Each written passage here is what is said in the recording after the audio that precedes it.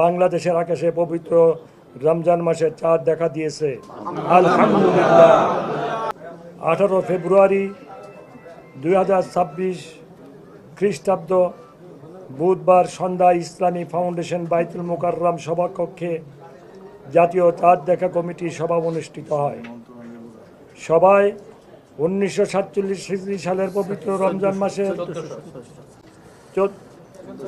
1447 হিজরি সালের পবিত্র রমজান মাসের চাঁদ দেখা সম্পর্কে সকল জেলা প্রশাসক, ইসলামী ফাউন্ডেশনের প্রধান কার্যালয়, বিভাগীয় জেলা কার্যালয়সমূহ, বাংলাদেশ আবহাওয়া অধিদপ্তর এবং মহাকাশ ও গবেষণা এবং দূর অনুধাবন প্রতিষ্ঠান হতে প্রাপ্ত তথ্য নিয়ে পর্যালোচনা করে দেখা যায় যে এমত অবস্থায় আগামী 6 ফাল্গুন 1432 বঙ্গাব্দ 19 ফেব্রুয়ারি 2026 খ্রিস্টাব্দ বৃহস্পতিবার থেকে 1947 হিজরি সালের 1447 হিজরি সালের পবিত্র রমজান মাস গণনা শুরু হবে আলহামদুলিল্লাহ।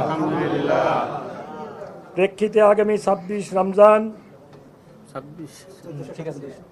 শুধু 26 লেখছে, আগামী 26 রমজান 1447 হিজরি 2 চৈত্র 1432 বঙ্গাব্দ 16 মার্চ 2026 তারিখ সোমবার দিবাগত রাত্রে পবিত্র লাইলুল কদর উদযাপিত হবে ইনশাআল্লাহ। মহান আল্লাহ পাক আমাদের সকলের ন্যাক আমল সহ কবুল করুক, আমাদের ন্যাক মকসুদকে পুরা করুক।